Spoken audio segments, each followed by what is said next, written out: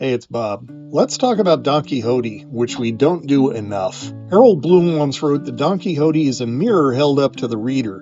You see yourself in him. Well, I'm a giant nerd, so I see Don Quixote as a giant self-destructive nerd, because game recognized game. I spent this summer reading Edith Grossman's translation of Don Quixote. It's a massive novel at about 345,000 words, and it's a central work of Western literature for a reason. Its iconic duo, Don Quixote and Sancho Panza, have been represented in plays, paintings, films, and other works since it was first published in 1605.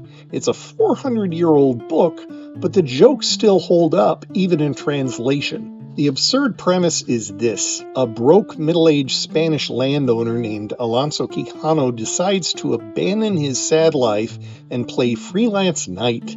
Instead of managing his property and taking care of his people, he basically goes off to do superhero cosplay. His most famous misadventure happens early in the book when he charges at some innocent windmills after he deludes himself into thinking that they're monstrous four-armed giants. Surprise, the windmills win. This is where we get the expression tilting at windmills.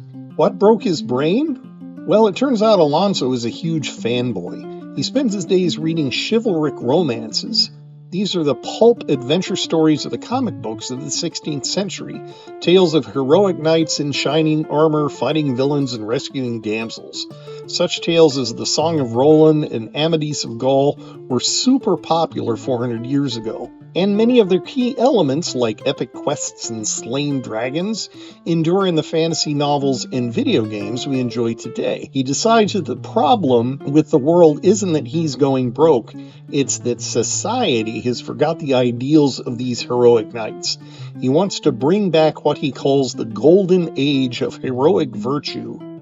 It gets so bad that he forges a new identity for himself, Don Quixote de la Mancha, and goes off to fight injustice just like an off-brand superhero. And what good is a hero without a sidekick? He convinces a local peasant, Sancho Panza, to join him on his quest.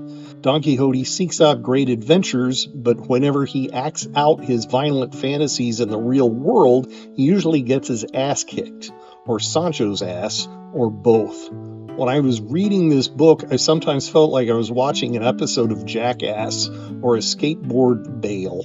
I winced a lot. Nowadays, fandom has never been stronger. It's a billion-dollar global industry, and that's great. But we nerds need to ask ourselves, are we taking things too far? Am I engaging enough with my real self in the real world? Am I sacrificing my own sleep to keep reading or playing or scrolling? So go ahead, be a fan, be a nerd, just don't tilt at windmills. Thanks for watching.